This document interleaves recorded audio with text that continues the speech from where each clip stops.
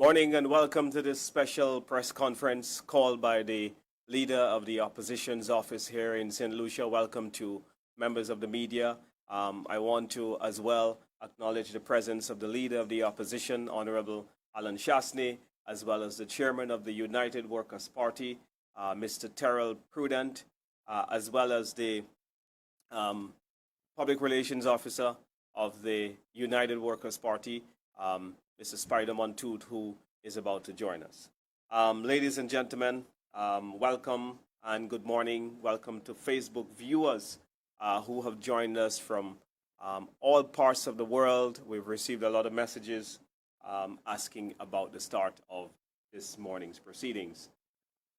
We hold this press conference on the eve of the SLP's third year anniversary, which, to be exact, will be sometime on Friday, when the country would have had this misfortune of changing the government to the St. Lucia Labour Party administration. Since then, most St. Lucians will agree that we have seen an upsurge in crime which continues to rock the very existence of our country.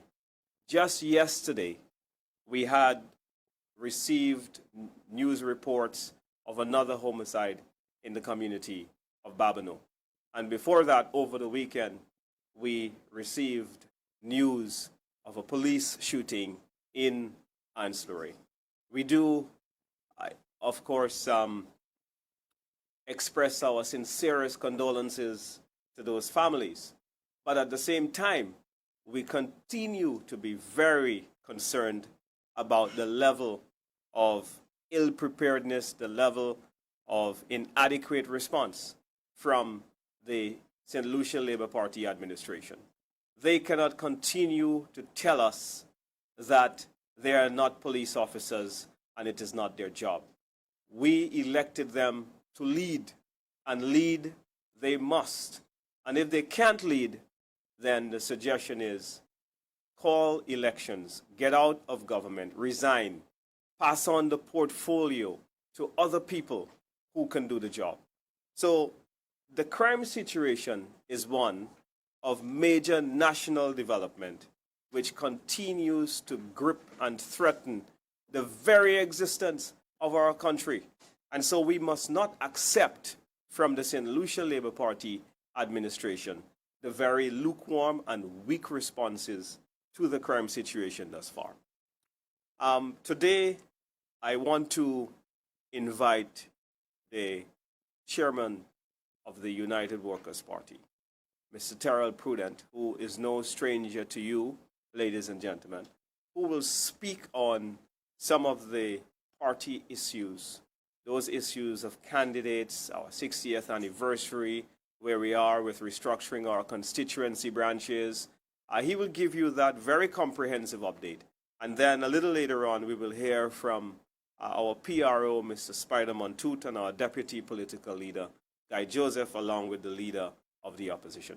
Please help me welcome the chairman of the United Workers' Party, Mr. Terrell Prudent.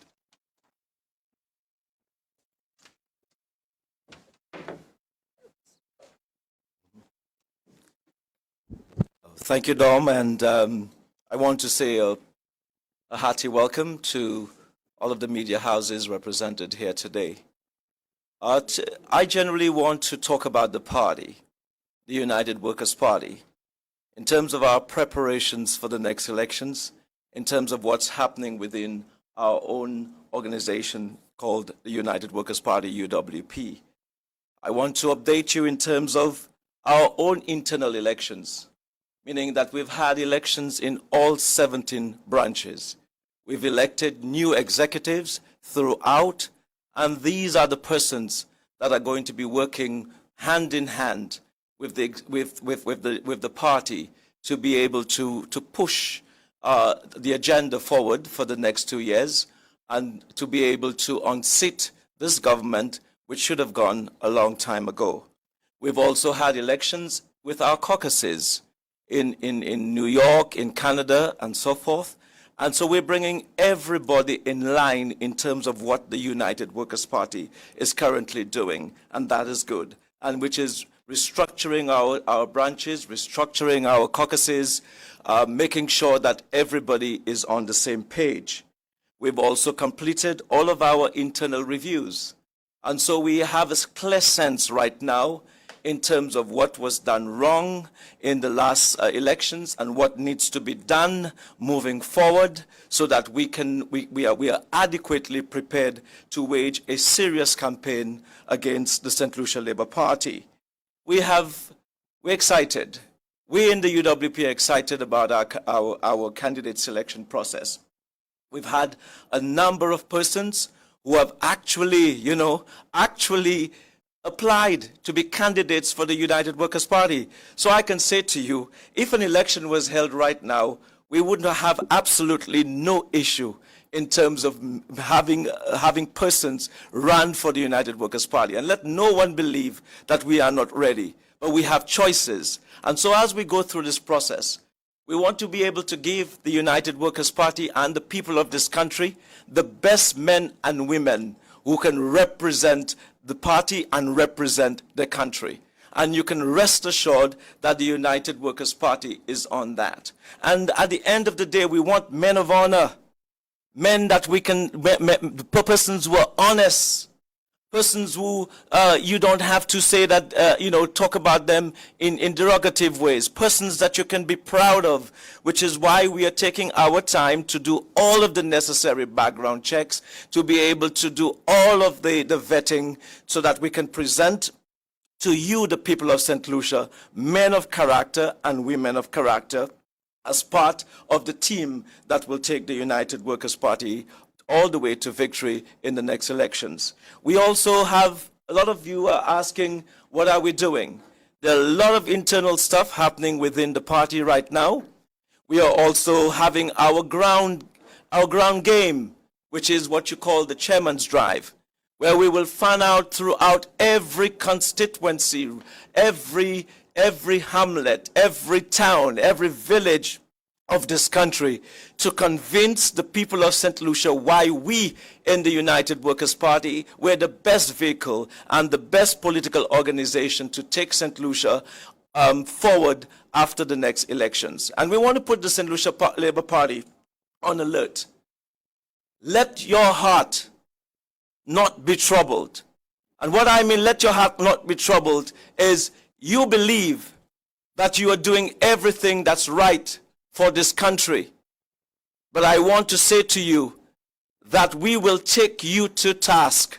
United Workers' Party will take you to task for all of the wrong things that you have done in this country. And we see the way that you have continued to struggle in terms of governance in this country, the dishonesty with CIP, the dishonesty with a whole lot of other things that we will be talking about today. I am saying to you, we will take you on and we will take you head on the eve of your anniversary, which is your 3rd anniversary.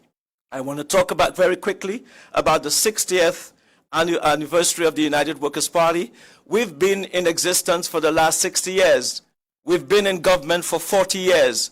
Out of that 40 years, anyone who can speak and will speak the truth can attribute that most of what have been done in this country, the infrastructural development, healthcare, education, all of that is the work of the United Workers' Party. So we don't need to boast. We don't need to pretend that we are doing much better, but we know that we have done much better than the Labour Party have ever done in terms of the development of this country. And so we want everyone to understand United Workers' Party will be ready, is ready, whenever that next election is called, so that we as a party can help to pilot and move our beautiful country into safe harbor, which is under the leadership of none other but Alan Michael Chasney.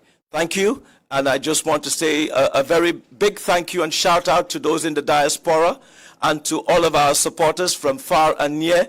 The United Workers' Party is on the verge of getting set, ready for the next elections. Thank you very much.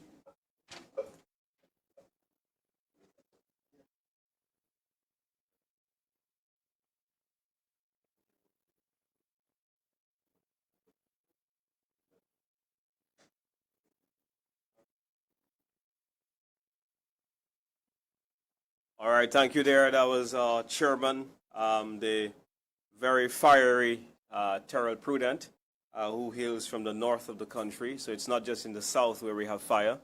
We also have fiery people in the north of the country. Thank you very much for that update, Mr. Prudent. And I'm looking forward to, like you, the announcement of the candidates, which will be very soon. And I do agree that the slate is a very, very exciting slate of young people, competent people, diverse backgrounds, professionals from various walks of life, which really promises to be very exciting. The last 3 years, not only has crime been bad, but also cost of living in this country has to be among the worst we have seen. While countries like St. Kitts and Grenada would have contained the prices of goods and services and general commodities that people needed, we see that in our economic and social review that between the year 2023 and the year 2022, cost of living in St. Lucia went up by 10.5%, which is a massive number. The review said that on items like food and so on, they went up by at least 17 to 20%. On building materials, in some instances, it went up by 100%. So we see that the people of St. Lucia, because of the lack of management of the cost of living situation in the country, has had to confront one of the most difficult periods in their history, the cost of living situation in the country. As a result, bread, gas, cooking gas, food, utilities, bus fares, they all went up on the backs of the people of St. Lucia. Other countries would have had subsidies. They would have had income support for those individuals. So they didn't talk about income support. We are very disappointed that the Philip J. Pierre administration only acquiesced to giving you income support when the opposition had to make noise about it for 3 years before he can admit that he did promise in the election campaign that he was going to give out income support. So I really commiserate with you, the people of St. Lucia. Every time I see you in the supermarkets and you see the price tags on various commodities, it gives you a certain sense of stress. Not only do you need financial therapy right now, but a lot of people need psychological counsel because of how overbearing this situation is in the country. So, without any further ado, I want to call on our first deputy political leader, Mr. Guy Joseph, to address you this morning on a range of issues that is affecting the country. I want to also use this forum, before Guy comes on, to announce that on Sunday, the United Workers' Party will have an activity where we will be rating this government. We will be going deeper into the issues. Today is just a snippet of what we have come here to talk to you about. But on Sunday, we will be again taking the airwaves to ensure that we keep this government accountable. Please stay tuned for that announcement and for which stations we will be broadcasting live on, where we will hear from our political leader, we will hear from our chairman, our first deputy political leader, and other leaders of the party, where we will be advocating on behalf of you, the people of St. Lucia, clearly disappointed with the last 3 years. I give to you the first deputy leader of the United Workers' Party, Mr. Guy Joseph.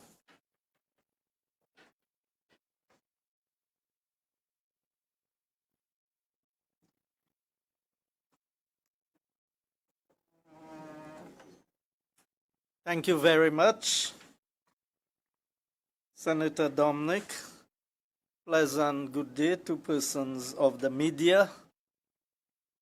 It is with mixed feelings and emotions that I stand to address you today on being close to the eve of the last election victory by the St. Lucia Labour Party. The people of St. Lucia spoke at the polls, having high expectations of a government that was elected with an overwhelming mandate. But today, as we reflect upon 3 years of governance by the St. Lucia Labour Party under the leadership of Prime Minister Philip J. Pierre, you can walk through the length and breadth of St. Lucia, and it is indeed a hopeless situation that we are facing. What is it that we can look at after 3 years in government?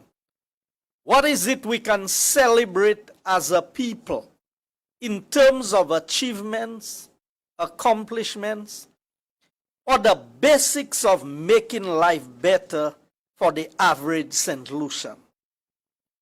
All we have seen is hardship under this Philip J. Pierre-led administration.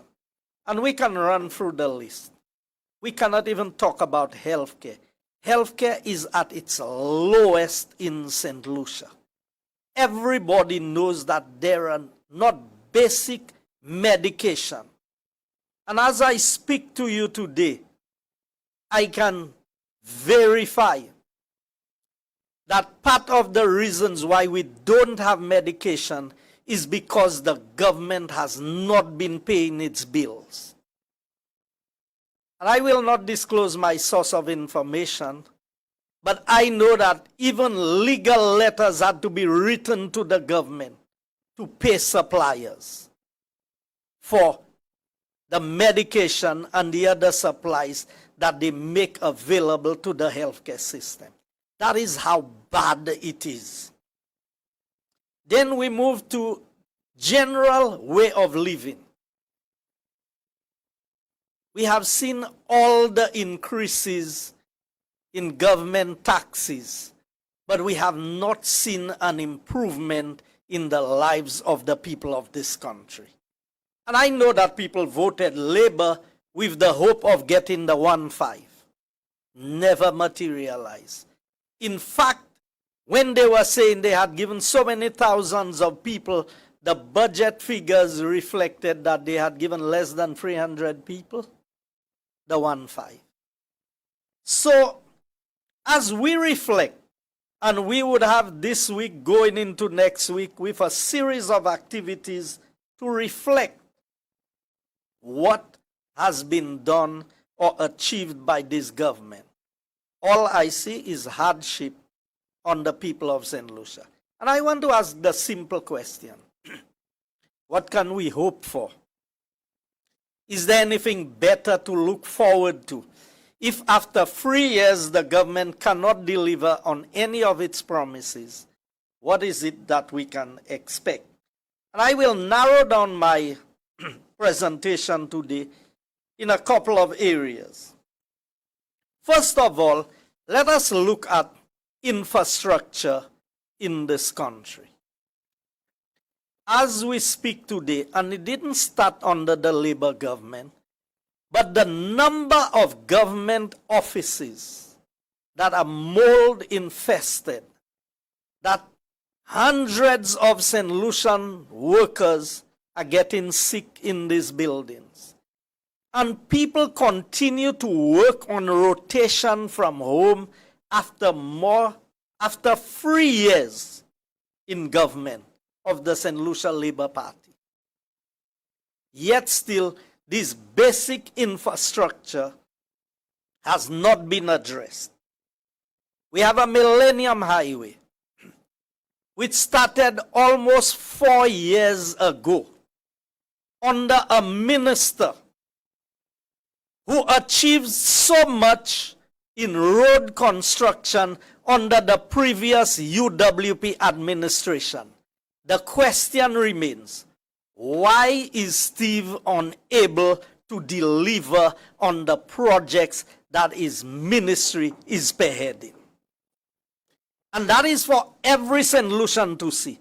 I go around the cul-de-sac roundabout almost. I have never seen a roundabout anywhere in the world that has taken so long to be built. Nobody can explain, other than Stephenson King and the Philip J. Pierre administration.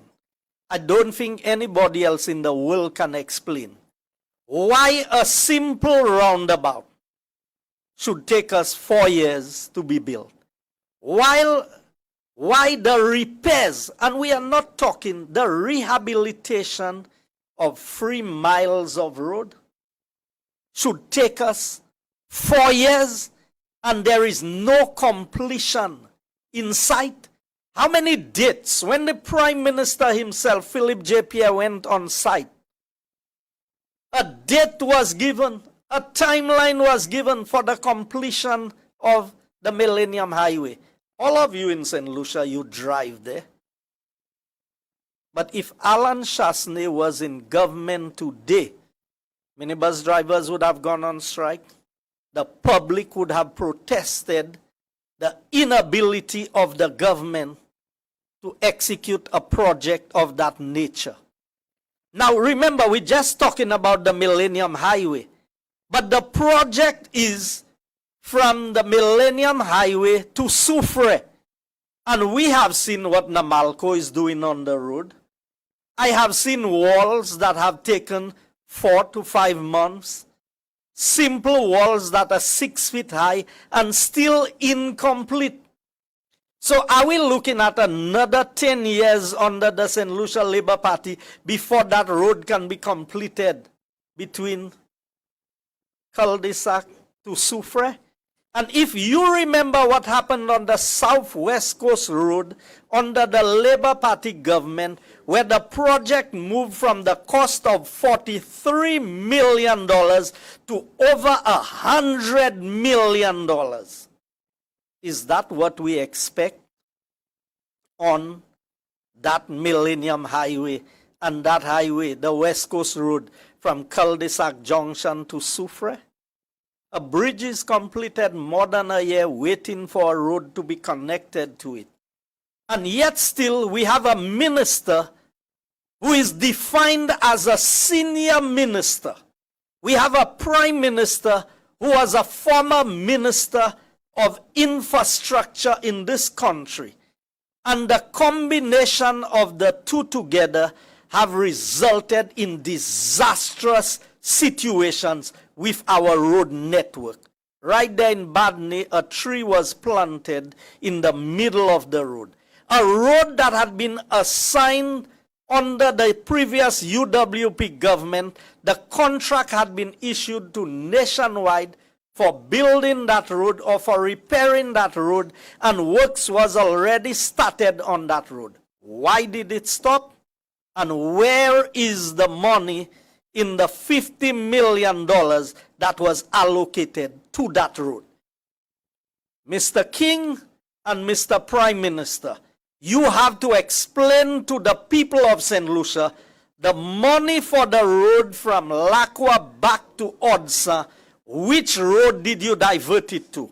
Was it diverted to the road from the Mondidor Road back to Bocage? And is it a situation where the people there don't have representation in Castries Southeast? The airport project, what has happened? Minister King was at the sword turning ceremony for the airport project. He did not object to the project. He stood in Parliament and explained and defended why his government, the UWP at the time, was proceeding with the airport project at the time. Never once did he raise a concern about the size of the airport, about the cost of the airport. In fact, he explained all the benefits of the project. He changed sides, he switched over to the Labour Party, and all of a sudden what was good became bad. But I can simply say to St. Lucia, there's one common denominator, Stevenson King. And if anything is bad for St. Lucia, it is Stevenson King, not the project. Because he is the one who changed position. So that's on the airport. We want an update on what is happening with the airport. Has the project been terminated? And if it has been terminated, how much will it cost the people of St. Lucia? As other projects that have been terminated is costing the St. Lucians a hefty sum. The Castries-Grosley Highway. How much has the government paid so far for the incomplete road? I think the responsibility is on both the Minister of Finance and the Minister of Infrastructure, who have reversed roles, because one time Minister King was the Minister of Finance, Mr. Pierre was the Minister of Infrastructure. Today, Prime Minister is Pierre and Minister of Infrastructure is Stevenson King. Tell us what happened with the contract. And you terminated the contract, you stopped the contract, claiming that the designs were flawed and you were doing a review. Why are you still paying for a project that you stopped? You need to tell the people of St. Lucia why this is happening. GPH, there's one common denominator, or two common denominators, if we can have that. Philip J. Pierre and Stevenson King. Minister of Finance, Minister of Ports. Why was our port given away to GPH for a meager sum of $1 per passenger when we were making $6.50 for every cruise ship passenger that arrived in St. Lucia? And to put it in a nutshell, the government of St. Lucia was making in excess of $4 million a year, US dollars, on passenger head tax at the ports. Today, the government's earnings has been reduced to $1 per head, which means that if you have 1 million passengers, you will only make $1 million. It means for St. Lucia to return to its previous earnings on GPH, you would have to have over 4.5 million cruise ship passengers. The projections for GPH in the medium term, which is 15 years, would be the medium term of a 30-year arrangement, we would only be making $1 million. So, why did you give away all this revenue? I think, Mr. Prime Minister, on the eve of your 3rd anniversary as Prime Minister and Minister King as Minister of the Ports, when you will address your achievements and your accomplishments, the people of St. Lucia need to know what the deal is with GPH. So, we've highlighted the Millennium Highway, the airport, the Castries-Grosley Highway, the West Coast Road, the ports. We've not even gone into the community roads. I mean, can you believe that the Viesique Road was closed for about a month, only to find that the thing that was done was a small retaining wall in one area on the Viesique Road? Something that could be done in less than a week. And we see potholes, we see more potholes. Today, motorists, they have to be competing with grass, shrubs, and trees along the sides of the road.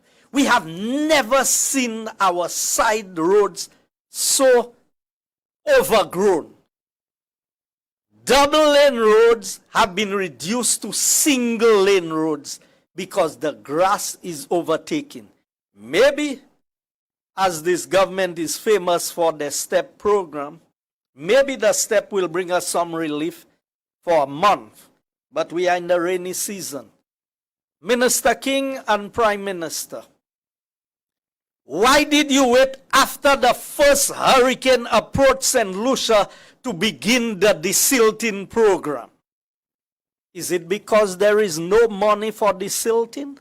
Is it because where the people live that floods does not matter to this government? I mean, just last week I saw them desilting Bois d'Orange, an area that was always desilted well ahead of the hurricane season under UWP government. Most of Bexon, Mac and Crownlands area, Odsa, has not been touched with desilting by the present government. Are we waiting for the people's houses to be flooded for this to be addressed? A simple matter, which is a recurring program. You don't have to plan for it. Every single government over the years have been doing desilting, but UWP has done more in desilting than any other government in this country.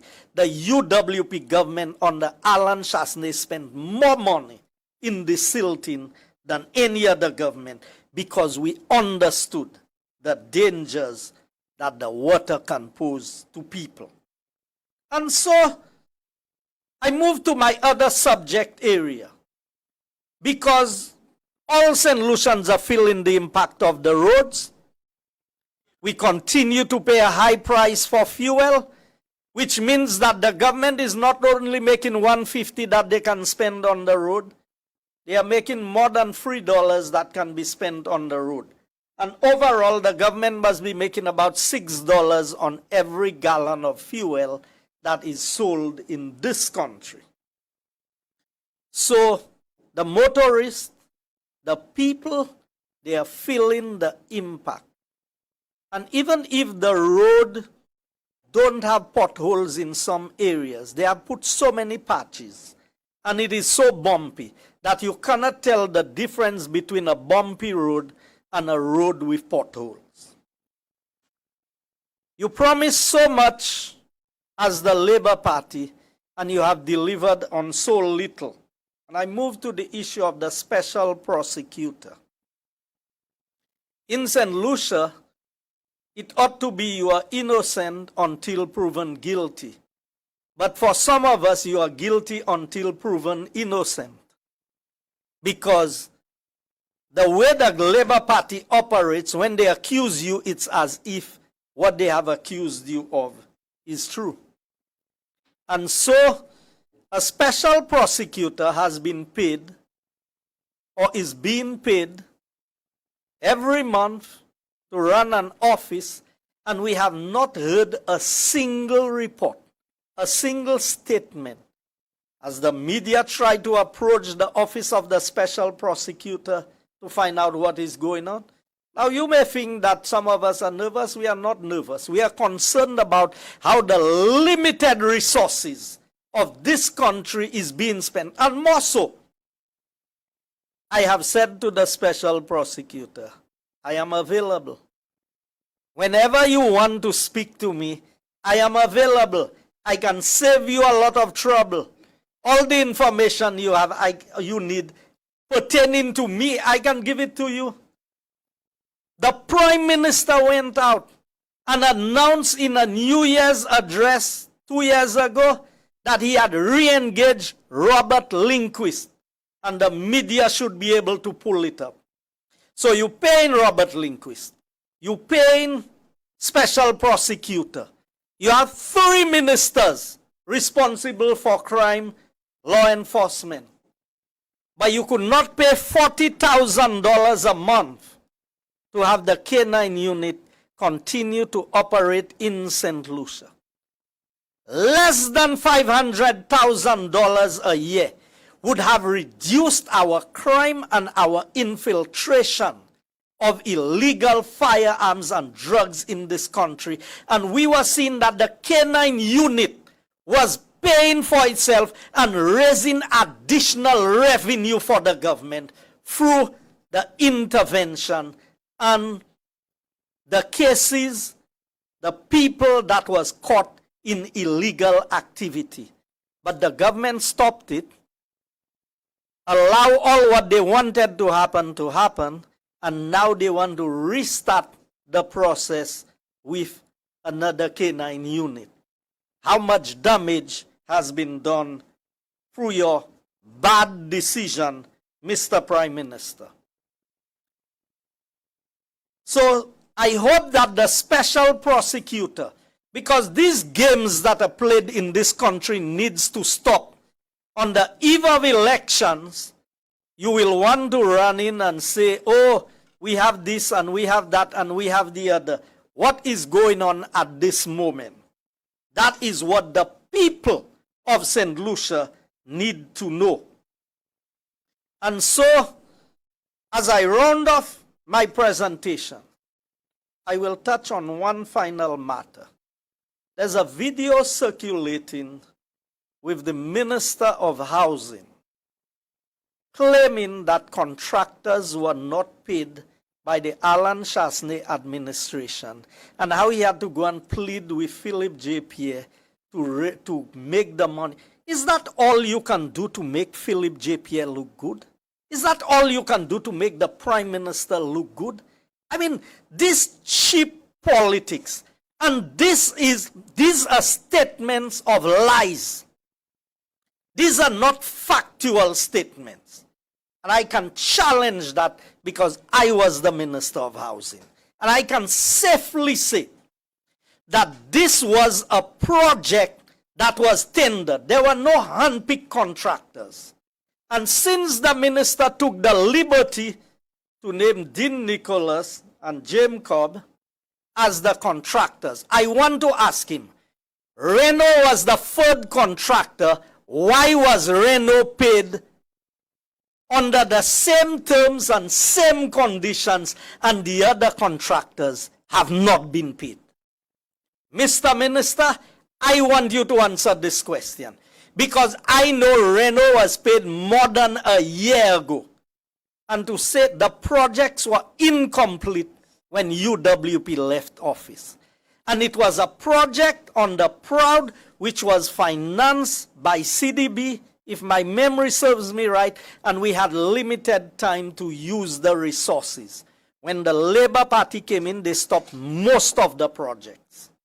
And I am saying, when a government gets to the point of so much desperation that ministers have to come and tell lies in the parliament to try and make a prime minister look good, look caring, this tells us that we are in serious trouble under this government. And between round table tomorrow and our live broadcast on Sunday, we will disclose a lot more about the incompetence and the bad management of this Labour Party administration. I thank you.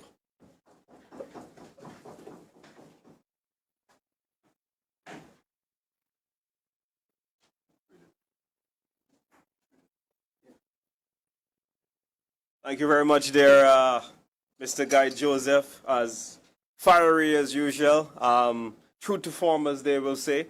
I don't want to say much more, only but to introduce our next speaker, Mr. Spider Montoot, who will briefly touch on a very important matter, and then we're going to go straight into our political leader and leader of the opposition. So Mr. Spider Montoot, our PRO, will briefly address you. Thank you very much, Senator Montoot, and good morning to everyone. Senator Fede, and good morning to all of you present here, members of the media and listeners here and in the diaspora. Now, just an issue that is of grave concern that I want to raise this morning. As most of you would have seen sometime during the course of last week, a documentary that surfaced in Untold Stories entitled Catfish, in which there was an interview conducted with a former government minister, Dr. Eurodus Raymond. Now, my concern is not so much the interview or the issue centered in the interview, but some startling revelations that were made here that indicates once again that the government of St. Lucia is in the middle, is involved in some scandalous issue. In that documentary, reference were made to two sitting government ministers, two members of parliament, and it suggests that those two government ministers may have been conspirators in blackmail. And I do not know how many of you appreciate the fact that in St. Lucia, blackmail is a crime. So it is very concerning that information is being revealed to suggest that two government ministers could be conspiring to blackmail an individual, whether it be for political gain or for financial gain. Now, when I looked at the documentary, the two ministers, one of them was actually mentioned, and that is the Honorable Joachim Henry, as one of the individuals involved. And they showed pictures of players involved in the whole scheme, and two government ministers, pictures of two government ministers were shown, that is the Honorable Joachim Henry and the Honorable Richard Frederick. Now, what is very disturbing is that those gentlemen don't only sit in our parliament, but they are members of our cabinet. These are people who make laws for this country. And as such, you have to determine whether you are a lawmaker or you are a lawbreaker. And to engage in conspiring to blackmail, that in itself is totally unacceptable, especially given the office that these gentlemen hold. Now, further to that, there are clips in the public domain going around on social media where the names of Joachim Henry and Richard Frederick are explicitly mentioned as being part of and involved in a scheme to blackmail Dr. Eurodus Raymond, along with some young women. That, I think, is very serious. That must be dealt with, and something must be done about it. Now, to exacerbate the situation, to add insult to injury and to make the matter far worse, there is also a clip indicating that the Prime Minister himself is involved. It is said in that clip that Philip J. Pierre is not doing the dirty work himself. He is having Joachim Henry to do the dirty work for him. Now, these are damning allegations that we cannot just overlook. These are the leaders of our country. And I would like that the Prime Minister address those issues immediately. Already, the image and reputation of St. Lucia has been tarnished by the many scandals that this government is already involved in. I think this will be too much. So, I am calling on Prime Minister Philip J. Pierre to come out and clear his name. Let us know what he knows about those allegations of conspiracy to blackmail.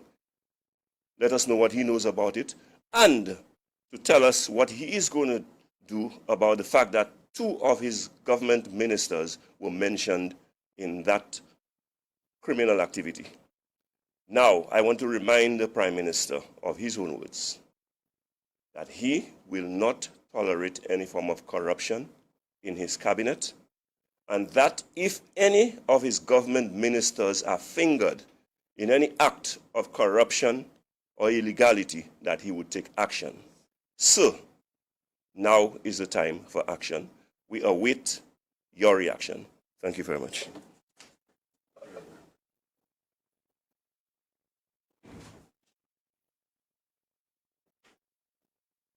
Thank you very much, dear Spider, for raising this issue, a very crucial one. This really is about the integrity of the people that are in government. We want to make sure that there's no cloud of doubt over the persons that we put to lead our government over areas of very important areas of development for our nation. Lastly, we're going to invite the leader of the opposition, fresh from a few weeks of vacation, a few weeks of rest. So I'm sure that he's going to be even more fiery than what you saw from Guy and Terrell and Spider. So in the interest of time, I will invite our political leader, the leader of the United Workers' Party, the next Prime Minister of St. Lucia, and the parliamentary opposition in Parliament. Thank you.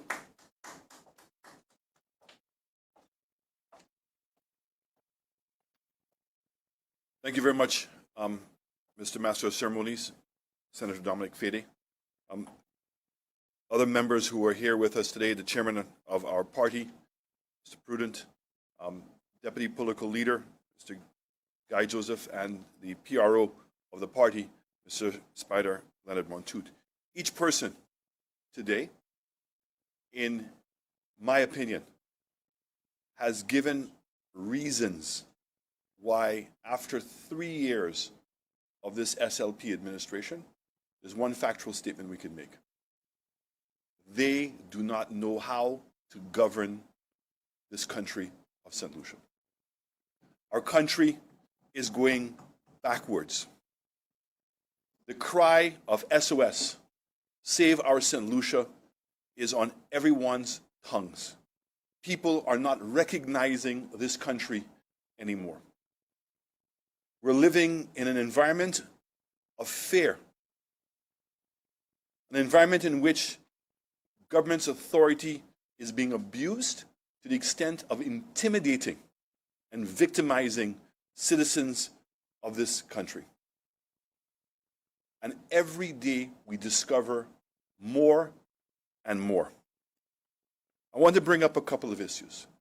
First of all, we recently saw a statute instrument where it was announced that a development in the north was going to be waived of having to pay the 2.5% health and security levy. It was shocking that a government that introduced this levy almost a year and a half ago, a government that told the people of this country that this levy was necessary to help strengthen national security and to help strengthen health. Two critical things in developing a country. Two areas that people are being affected so dramatically in the areas of health and national security. And despite the warnings that by introducing this tax, that it would have a severe impact on the cost of living of the people of this country, the Prime Minister's response was, we all need to make a sacrifice. Not just middle class, not just business people, but the most vulnerable in our society were not spared this tax. We warned the government that the structure of the tax, even though it was not directly placed on food, it would cause the price of food to go up. It didn't take long.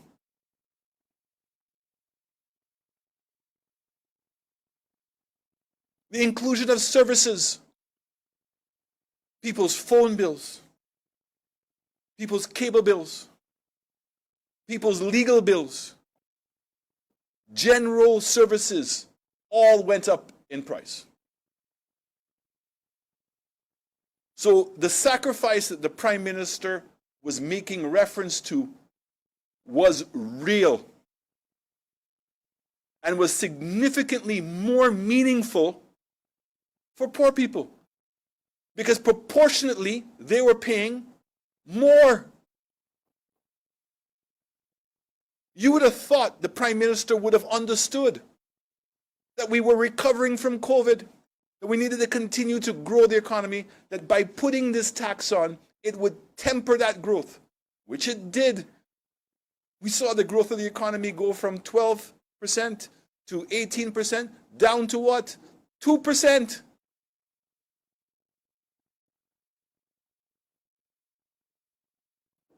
We told the Prime Minister, by introducing this tax, it would cause the cost of living to go up. It did. There's no argument, no discussion. The tax had a direct impact on affecting people's lives in this country. And the sacrifice was real. He ignored all of that. We told the Prime Minister that this tax would impact the ability of people to continue to invest in this country. Dismissed it. Rubbish. And what this government did now is a reflection on truly the truth about who the Labour Party is and what their priorities are. That is what this has shown us. So after making the people make the sacrifices, after knowing what the impact on the cost of living was going to be and the cost of services in this country, after knowing that it slowed down the economy, you still did not see it fit to change the tax, or better yet, to eliminate it entirely. A businessman comes to you and convinces you that he cannot make an investment having to pay that tax. That when he calculates to putting in the 2.5% for the services and for all the cost of goods and all the suppliers he's going to have, it would be impossible for him to make the investment.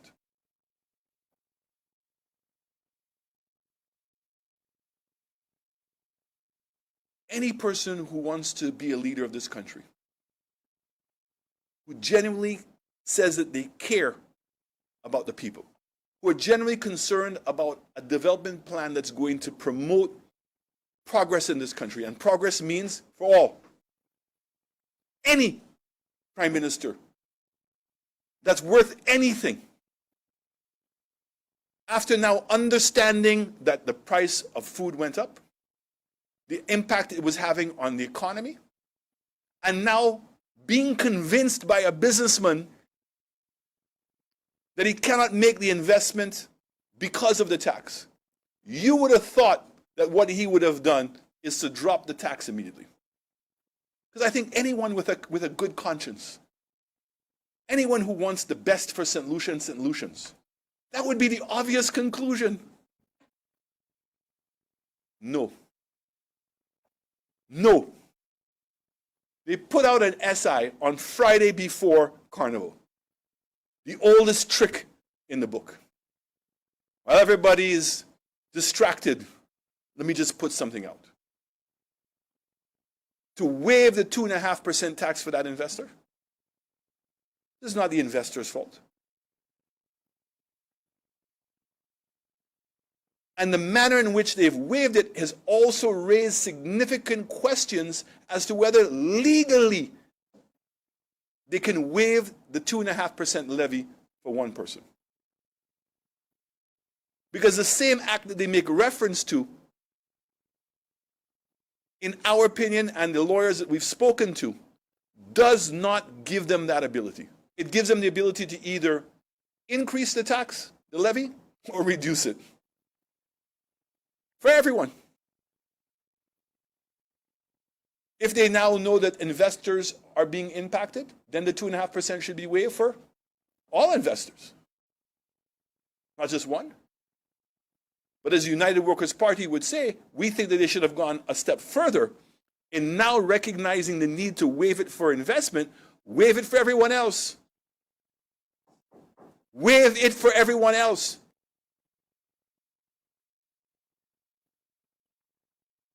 But this again speaks to the secrets. Did he come out and tell us? Hey, when he was doing the groundbreaking for the investment, did he come out and tell the people of St. Lucia, in order to have gotten this investment, I had to waive the 2.5%? That is the secret.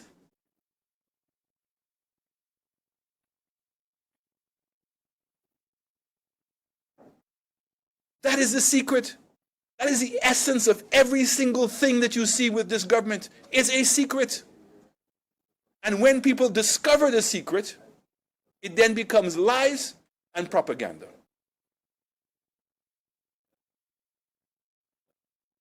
Secondly, something that has to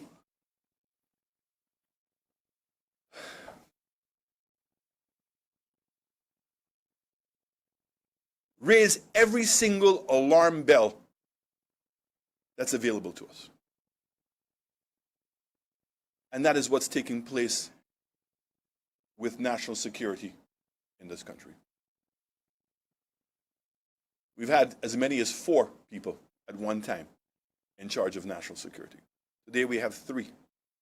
At no point has the government come out to explain to us how it is structured.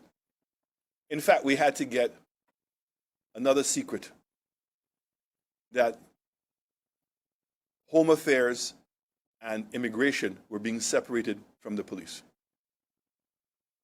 You would have thought something as important as that the government would have come out and said something.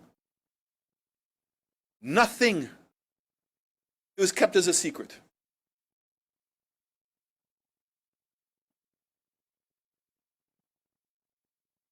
A couple of weeks ago,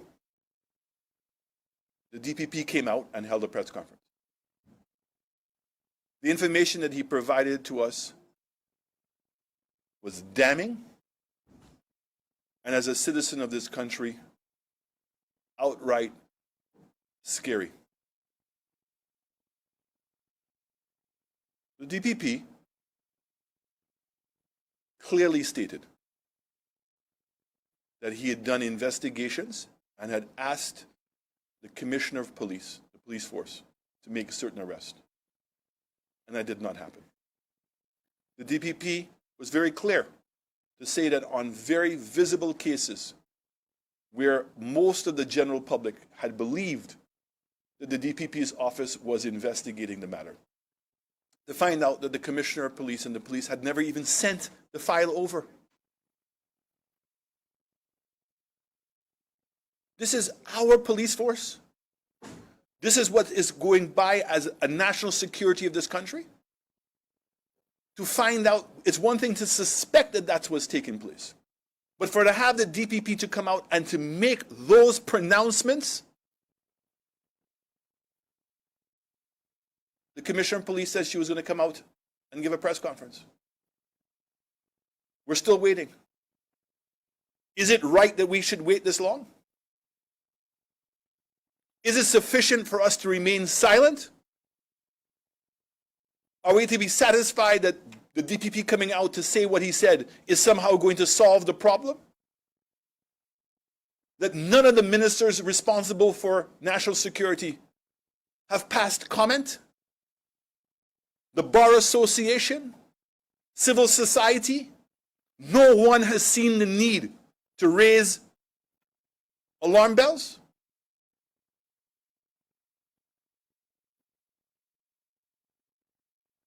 This is a crisis.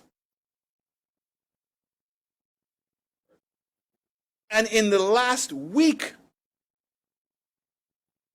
thinking that that was bad enough, what do we hear? We see a letter being leaked, or a report being leaked from the police, highlighting persons that they suspect or giving backgrounds to criminals in this country. This is the exact same situation that the Labour Party accused the United Workers' Party all the way back in 2010 of having a hit list. Is that what's going on? Who leaked it? Was it leaked deliberately? Or was it leaked out of frustration? Why was that document leaked? And there's been no denial of the authenticity of that document. But it adds to the chaos that's taking place in national security. We've heard last week that the Commissioner of Police commenced an investigation into the Deputy Commissioner, and rightfully so, as per the allegations of sexual abuse within the police force against police officers. And what we've been informed is that she could not see justice in this being done by the police force, and solicited the support and the involvement of the regional police force. And that the Prime Minister and the Deputy Commissioner who the investigation was being brought against did not know. And when they found out, they decided they were going to send the Commissioner on leave and not renew her contract. So here it is, her contract is supposed to be coming up on August 31st. She was brought back in because there were too many allegations that were unanswered about the Deputy Commissioner himself. And the year that she came in for was supposed to be used to conduct that investigation, to make a determination one way or the other. We've been provided with no information. In fact, the information that we're providing is the investigation has started late in the game, and the person who has instituted the investigation is now being penalized for that.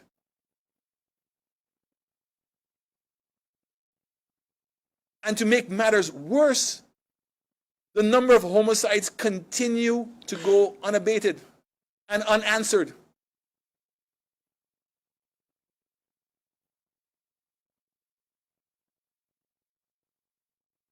This is in national security. This is a core element of a state to provide.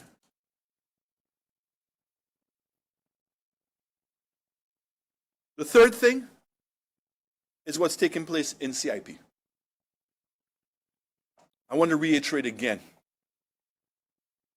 The CEO, Mr. Emmanuel, needs to be fired immediately. You cannot have a situation where he came and provided information to say that he went to Washington, D.C., representing the CIP unit. And the Prime Minister came back out and said he was not, he was representing himself. So who's lying? And if he went to represent the CIP unit, why would he have gone with his wife?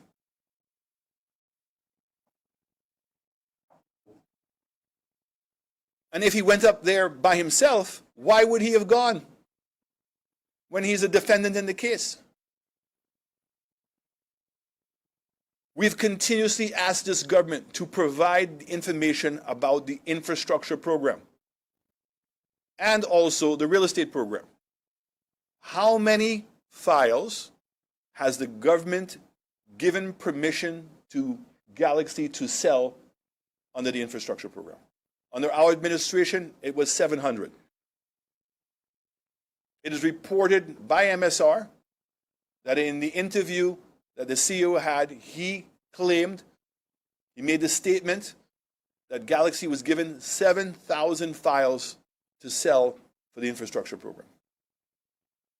He was also said that Galaxy was given 7,000 files to sell for the infrastructure program. The Minister of CIP came out in a typical lie and propaganda to mama guy everybody, to tell you what, oh, we've only approved 1,300. So what? How many files were allocated?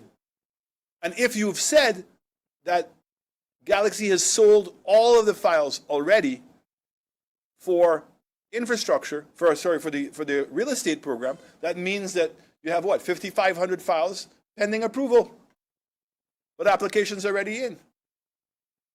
We've asked you a simple question. Where is the money going for the infrastructure program? We know the money for the real estate program is going into an escrow account. Where is the money for the infrastructure program going in? And this is now the connection with MSR.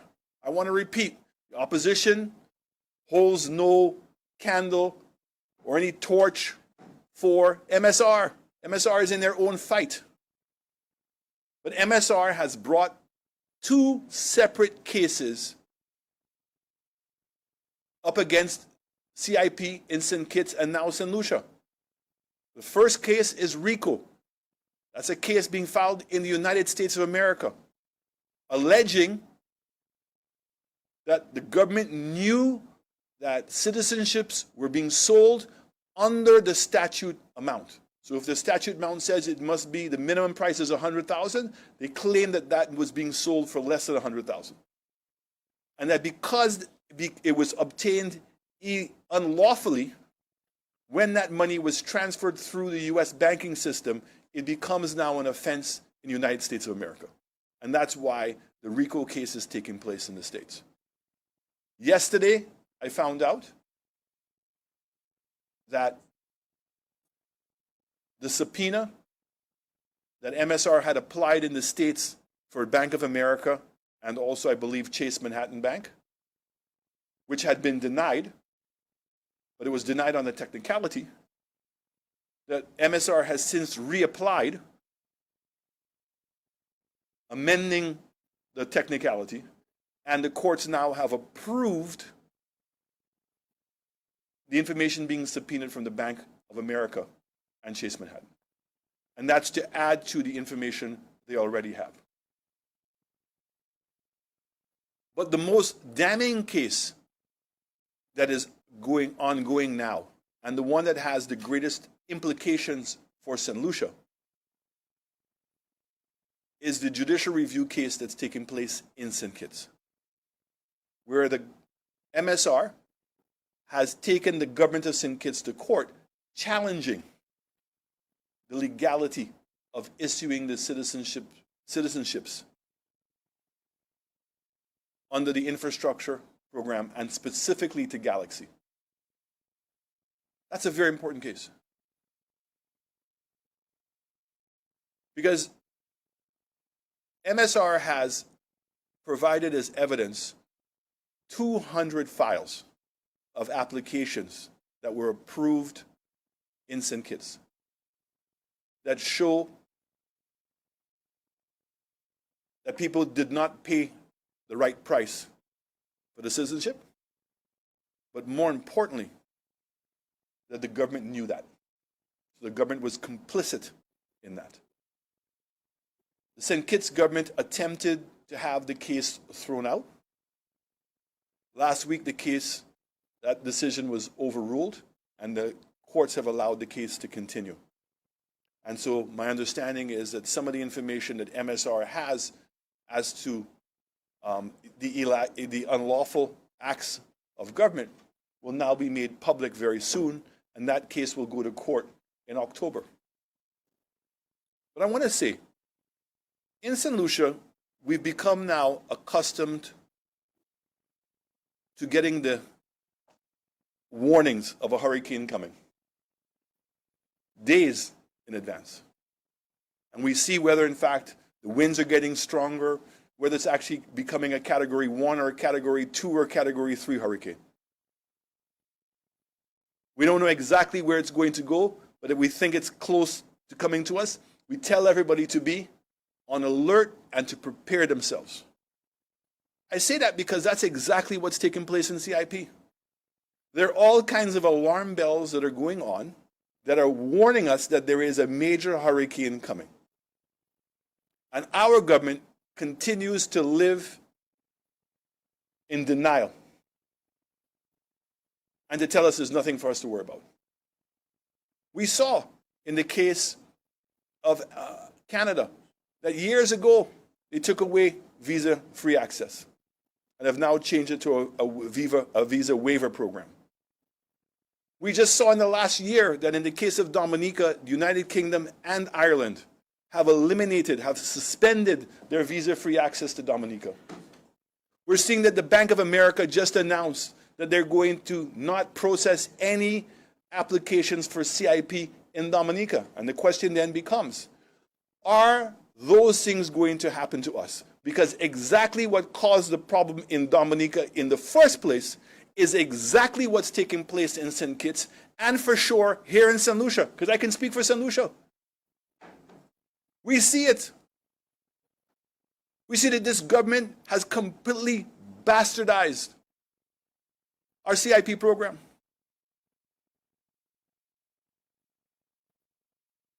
And they're using the exact same rhetoric. I heard a former prime minister say, look, our job was to collect the administrative fee, but how much the private sector wanted to sell it for was their business.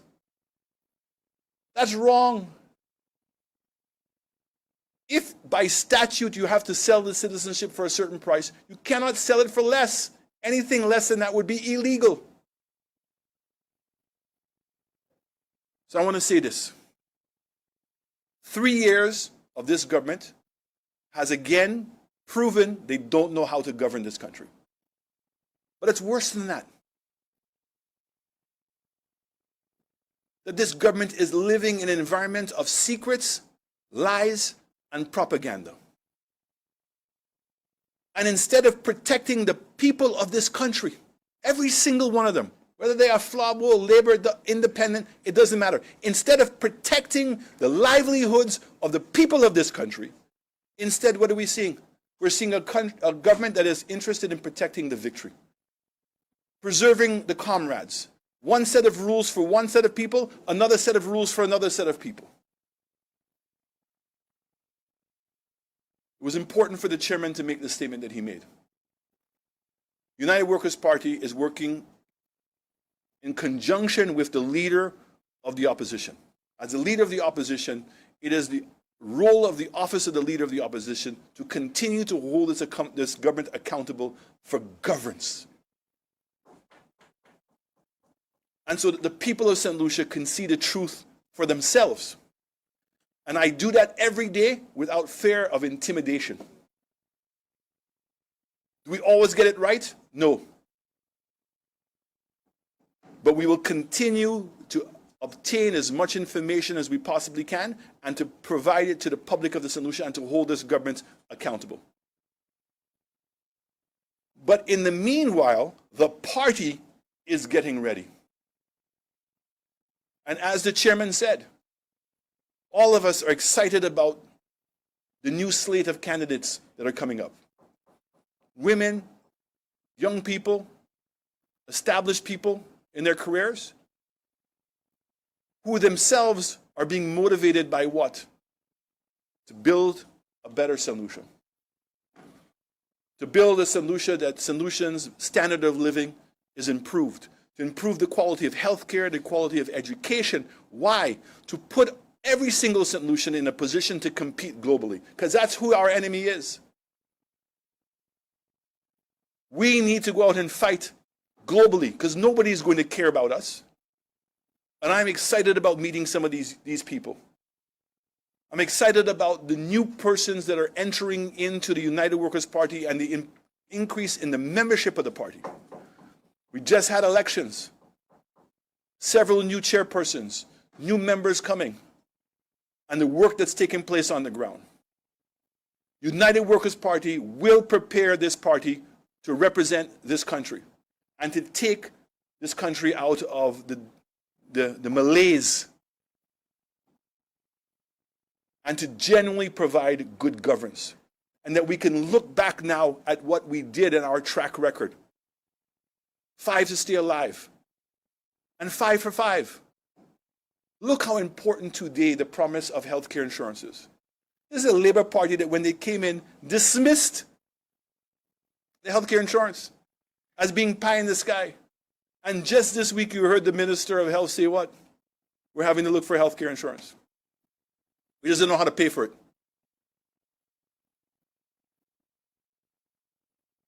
We have gone backwards with St. Jude's. We've gone backwards with HIA Airport. We've gone backwards with the infrastructure in this country. We've gone backwards in wanting to grow this country so that there's opportunities for everyone. When we talk about festivals, the United Workers' Party is the one who saw the opportunity in Carnival and saw it as a platform to help develop young people and the entertainment industry.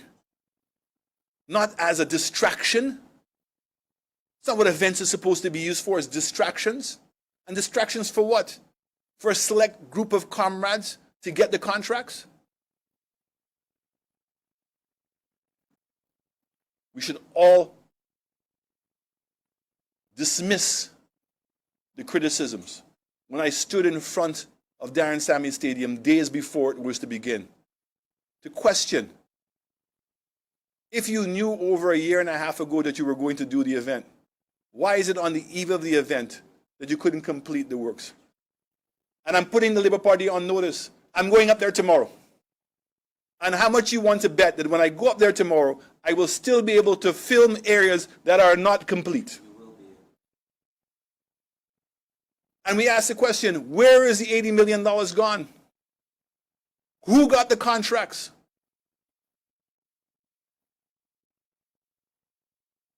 So, the United Workers' Party is going to remain very focused on making sure that we're a viable alternative to the people of St. Lucia. And we're appealing to everyone. Have no fear. Fear not. Don't allow this government to intimidate you. Don't allow this government to use the offices of government to victimize you. Staying silent is not going to solve the problem. In fact, it's going to make the problem even worse. We've had 3 years, and already we can say, SOS, save our St. Lucia. WTF, where's the funds? And the secret lies and propaganda, it's time that we put an end to it. And the only way that we can put an end to it is to demand that this government go to the polls and allow the people to do the right thing. Thank you.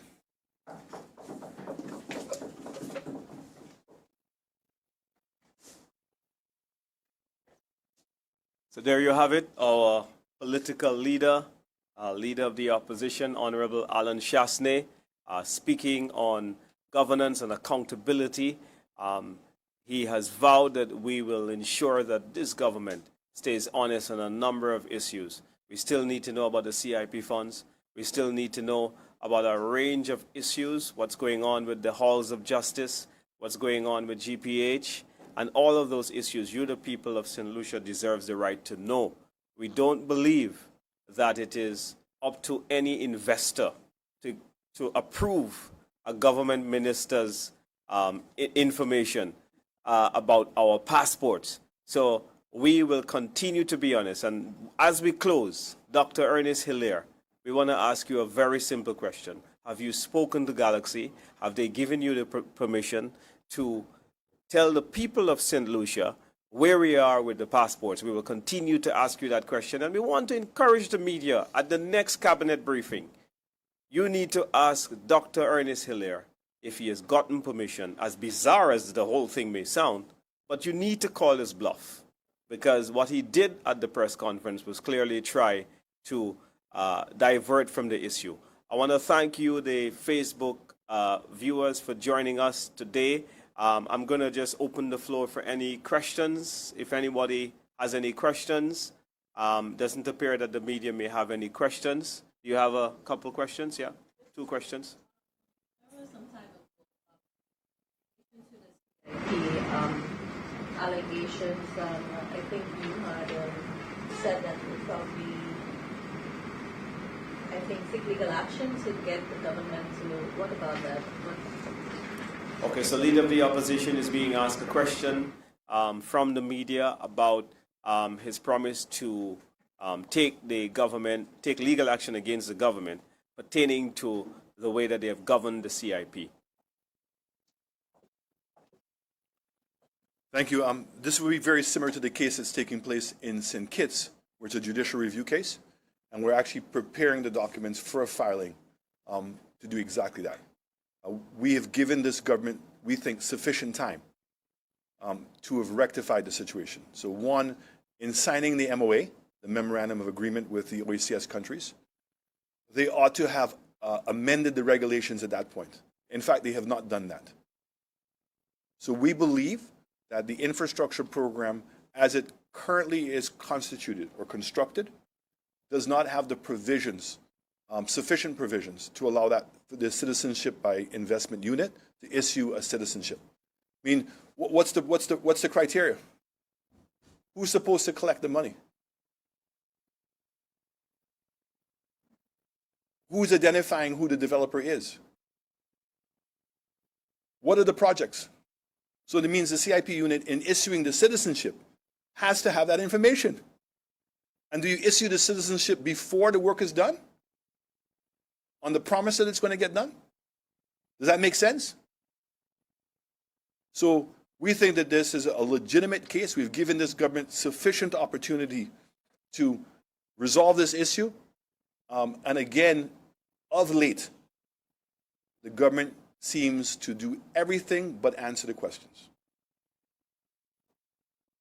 Okay, and I just ask all you spoke of the members and the elections and the many choices you have, I guess, for candidates in various constituencies. Repeat the question. I'll repeat it. I know last year at the march that you all had down in the South, it was stated that the full slate of candidates would have been presented before the end of this year. Is this what is going to happen, or can we see maybe in the next few weeks at least one or two of the candidates or one of the constituencies will be presented? So the question was that we had made a promise that we would start announcing candidates, if not the entire slate, before the end of the year. The answer is yes. The vast majority of candidates will be announced before the end of the year. There's some candidates who have applied and pending approval because they are working internationally. And so there's a conflict of them being public or even being active.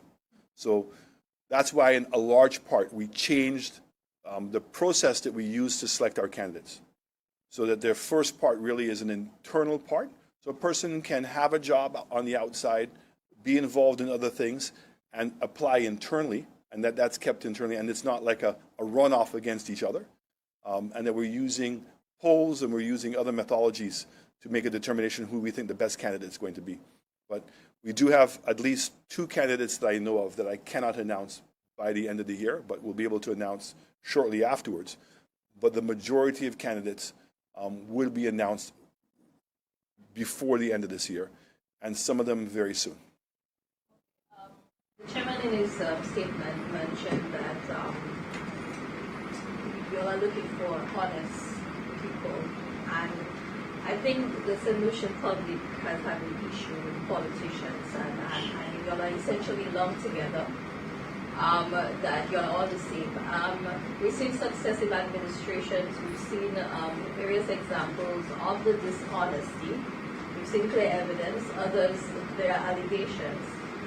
What are you going to do to ensure that this time around, that the men, you yourself, right, imagine one or two of you might be going up, but at least a political leader, that St. Lucia can get just that, noble men, noble women, honest, honorable, and who are deserving of that title, honorable? So when I took over as leader of the United Workers' Party, one such person was Richard Frederick. There were court cases that he had lost where he had threatened citizens, had shot up a water tank. There were videos of him in a drunken stupor kicking doors. And there were a bunch of other allegations. And certainly the biggest, the revocation of his U.S. visa. And the dispute that took place between myself as the political leader and Richard Frederick was because I asked him to explain those things. I mean, nobody's perfect in life. Everybody is should be given a second chance, third chance sometimes. And he couldn't. And we asked him to leave the party. Well, we didn't actually ask him. We said to him that he could not run as a candidate for the party. And he took offense to that, and he decided to bash the party, and it ended up being our separation. There are examples where when I was in Prime Minister, that there were questions brought against the character or the actions of particular individuals, and I dealt with it right away. There was no hesitation. I didn't put my party first in that instance. I put the governing of the country first. Even though it may have been embarrassing to the party, it was more important to do what was right for the country. This is why I'm happy today that Guy Joseph would have said what he said. A special prosecutor has been brought on to clear the air because there were damning allegations made against Guy Joseph. We've investigated those allegations, and we have found no merit to them. We met with Guy. We asked him directly. So some of the things that he was being alleged, it was not even his ministry. Yet, there are too many people in St. Lucia who have believed those allegations. And that's why I'm saying from early, you hired a special prosecutor. You said you have had evidence against Guy Joseph. Let's not forget, they said they had evidence of corruption on the Rodney Bay Road. It's 3 years. Where is it?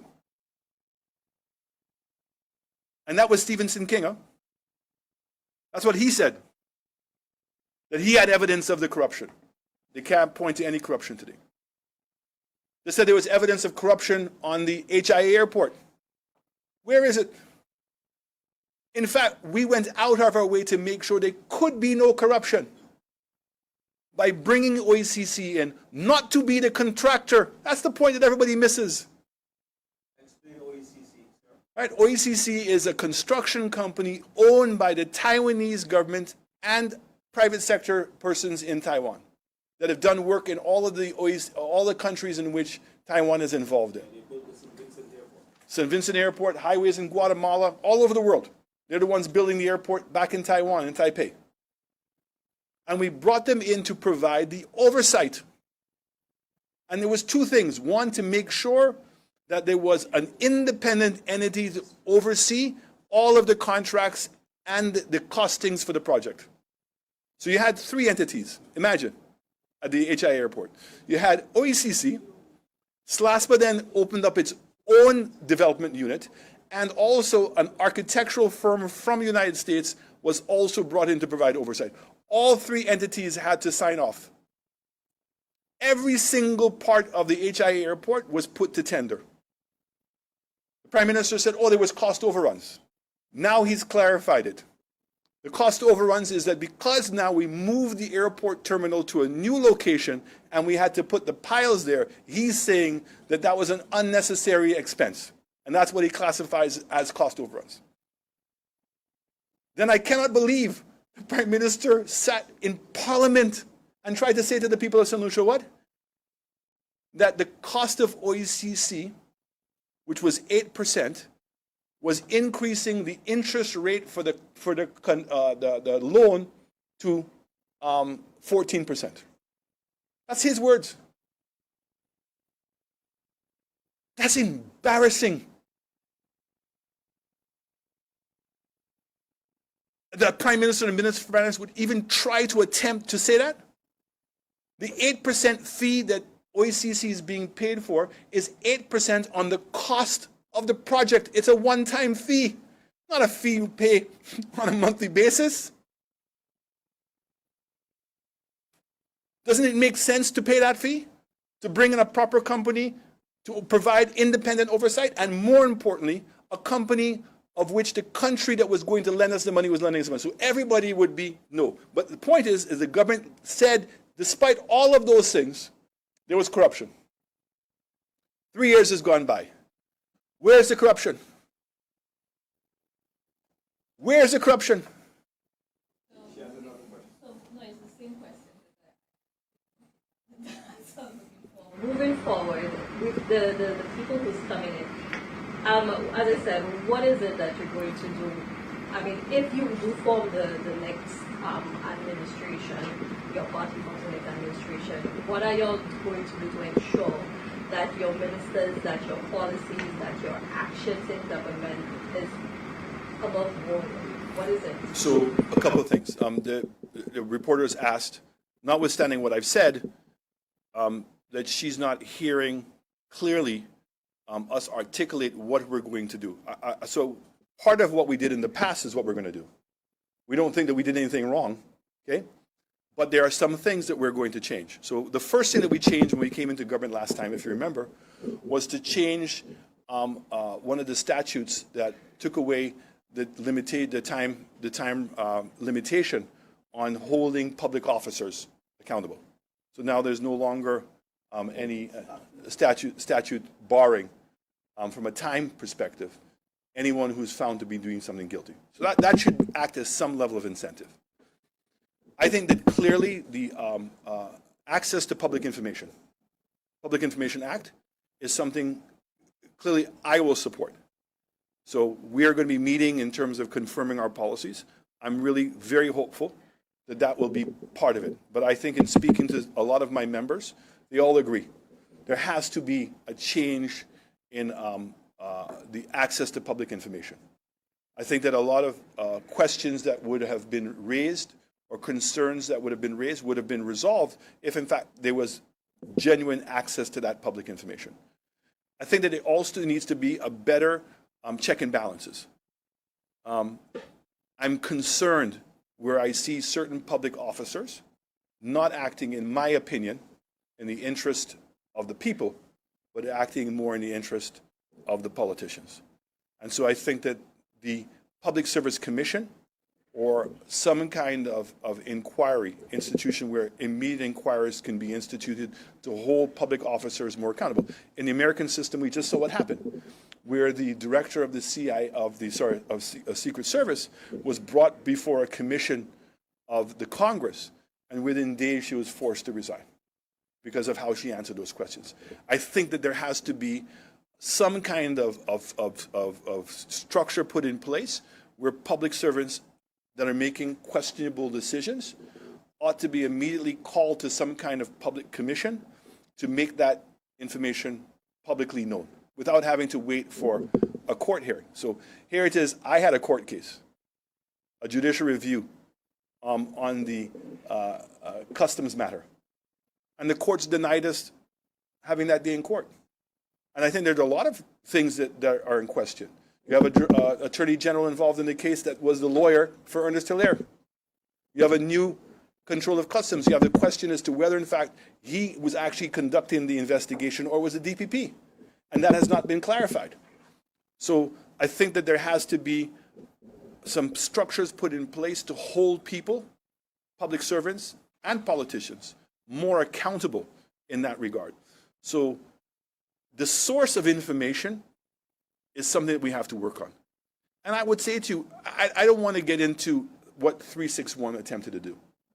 So anytime you talk about anything to do with the media, immediately that's what people invoke 361.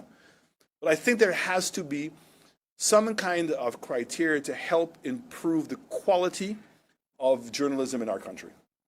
And holding journalists and everybody else accountable to the information they're going to put out. And the defamation, the United Kingdom went to a new Defamation Act. We have to be able to be certain that information is being provided to the public. Every attempt to make it accurate is there. So I think that there are a lot of things on all sides. And from a party perspective, I can assure you, background checks, police records, endorsements by people from the community who knew them. There's a much deeper dive investigation that's going into persons. I mean, if you take a particular politician that came from Choiseul, it was years afterwards that it was uncovered that he had a different identity. Right? I mean, how does that happen?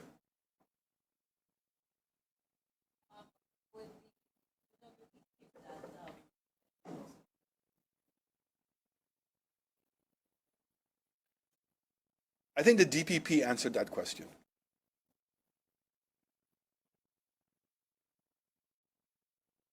You need to have independent, properly trained investigators. So when you're investigating matters of governance, accounting, lawyers, forensic audits, accountants, all should be made up part of that. There's a skill set that's required to do that.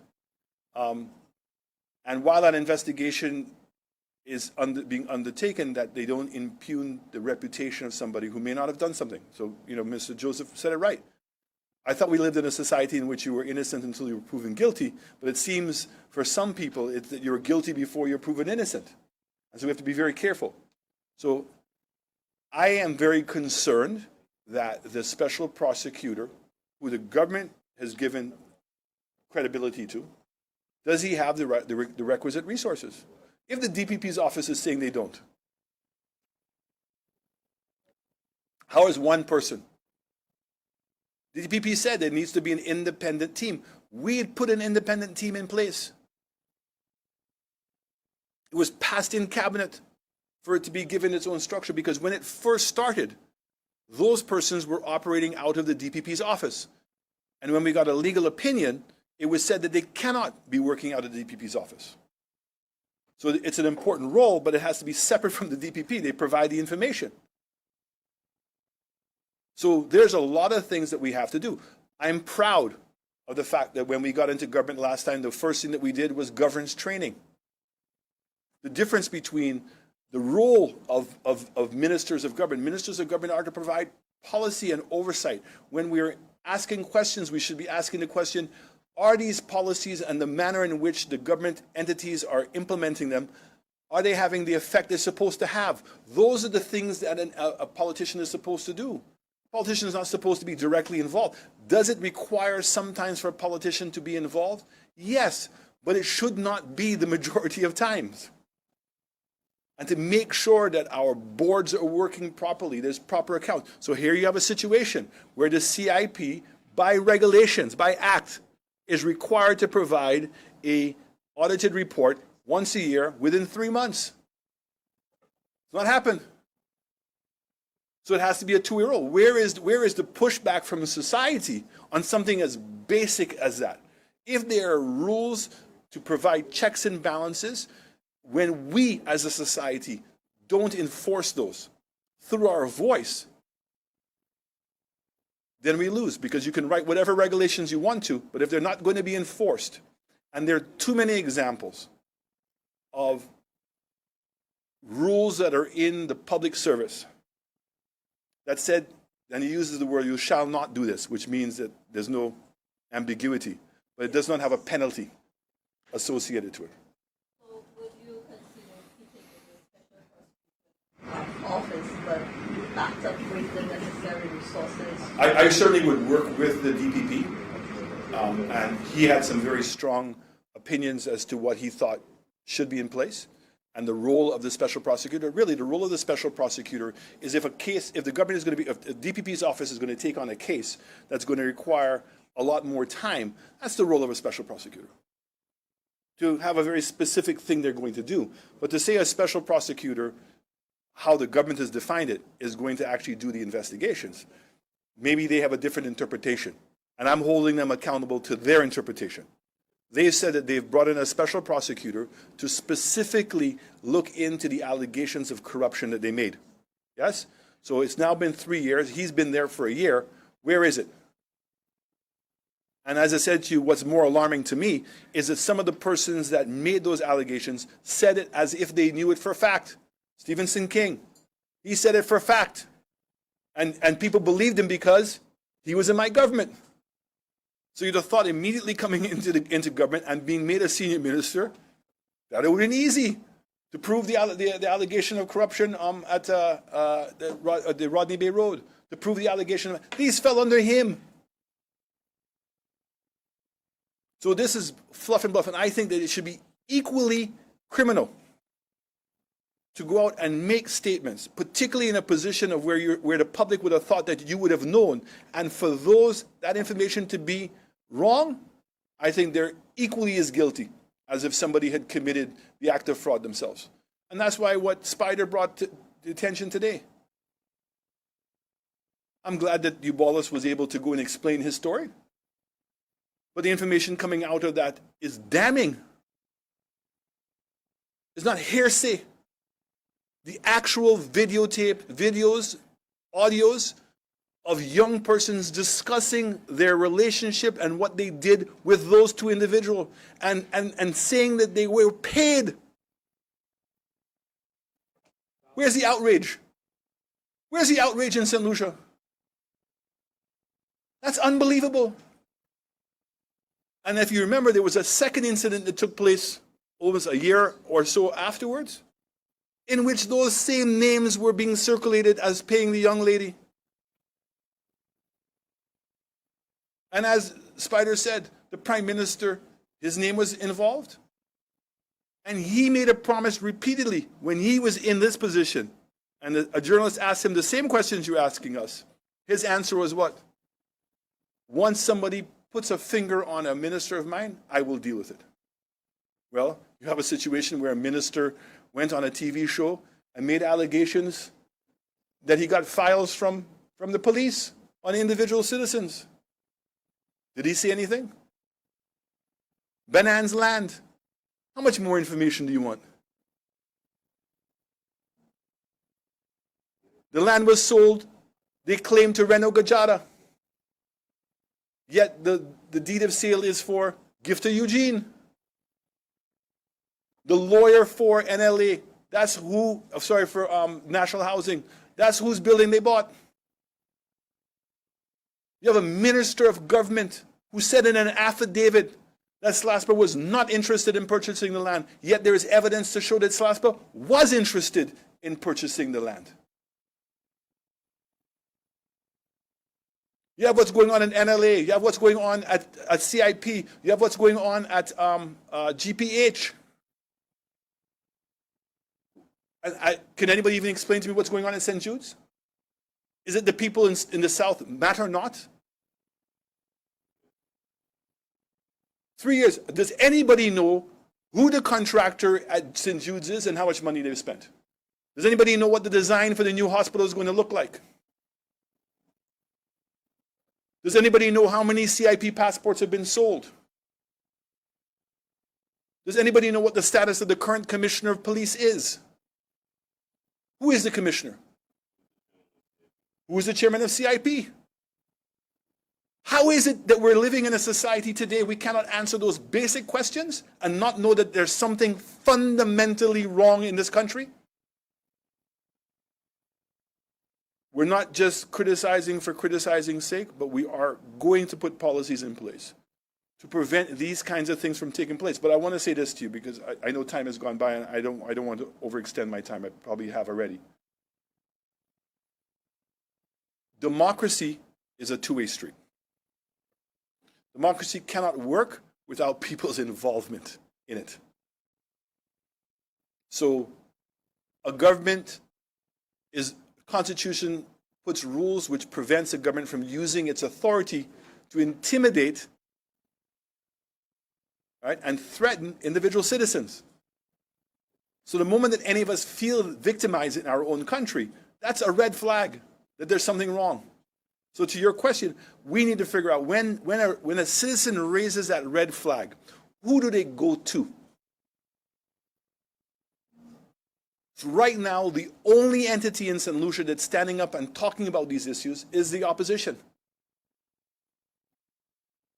Now, privately, a lot of people are talking about it. So if we look at the United States situation, when Biden was too old, not many people wanted to say that publicly, but some did.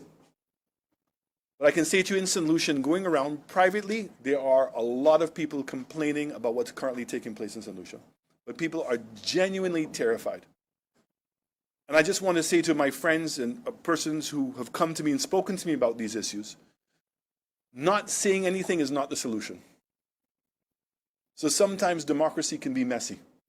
But we have to learn how to hold our government accountable, especially if it's supposed to be representing us.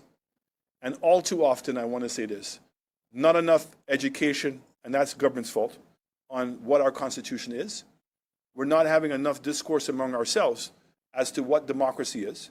And we're also clearly not having enough of a discourse as to how is a country supposed to be run in order to achieve my own individual benefits.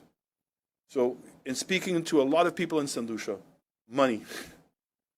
Money is the biggest issue right now. People don't think that they're earning enough money to live life properly. Can't afford health care, can't afford to buy a home, can't afford to travel. They see on TV other luxuries and other people living a particular way. They have tourists who are coming here who are obviously living a different lifestyle. And rightfully they want that. But the question we have to ask ourselves is, how do we achieve that? Do we have to make sacrifices? So right now, today, what I can say to you without fear of contradiction, the manner in which this government is running the country, they are lying to all of us. They're putting and doing things to benefit a very few group of a very small portion of the people in this country. And they're wasting a lot of money. How much money is the West Coast Road and the Millennium Highway going to cost us in cost overruns? How much is the Rodney Bay Road?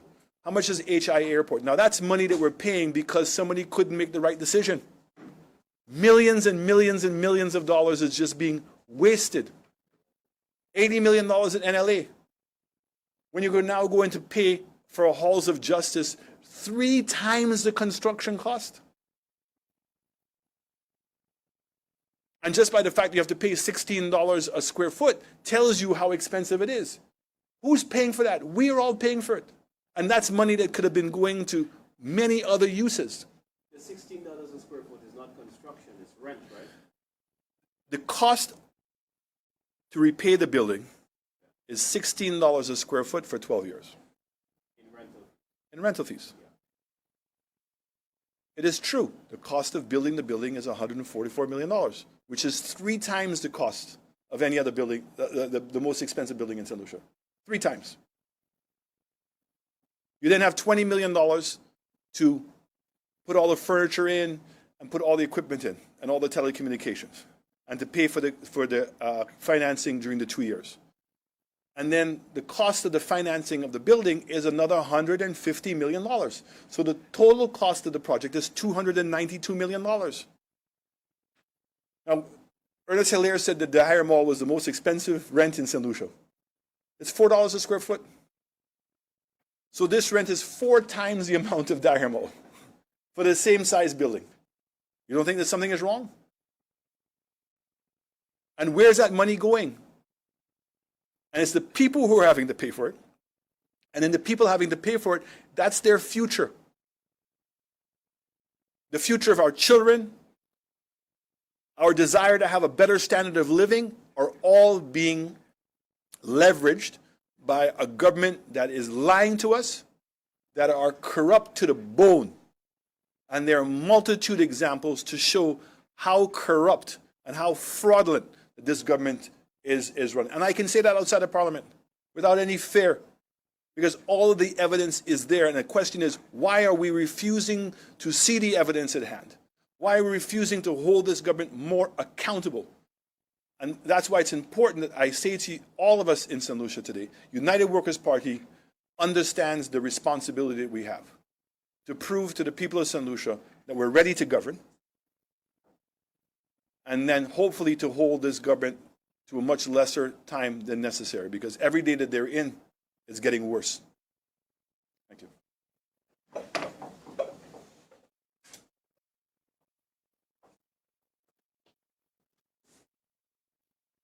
Thank you there, Mr. Political Leader, Leader of the Opposition, and the next Prime Minister of St. Lucia, Honorable Alan Chasney, for a comprehensive account on what is taking place. We have more work to do. On Thursday, we want to ask you to join us live at 8:30 for our roundtable. We'll have a very fascinating and intriguing discussion on a range of issues, from the CIP to the government ministers who have conspired to blackmail another sitting government minister for political benefit. We'll be talking about a whole host of issues that matter to you, the people of St. Lucia, the cost of living in the country, the crime situation in the country. We have today in Babino, another homicide, as well preceding that a police shooting in Ancillary. We have to rescue our country from this Labour Party administration that has failed us over the last 3 years. We also have on Sunday a live coming to you. We will be giving you the stations that you can tune in and the various social media platforms. Definitely, please tune in to the United Workers' Party website and Facebook page. Those of you who will be listening or looking at it virtually, you can also tune in on the Leader of the Opposition's page. You can tune in on my page. And a whole host of other platforms will be coming to you live as we do our own report card of this government's continued failure over the last 3 years. Meet the Opposition is tomorrow with your special host, Spider. That's tomorrow from 9 a.m. on Rev Up St. Lucia. That Facebook page there as well.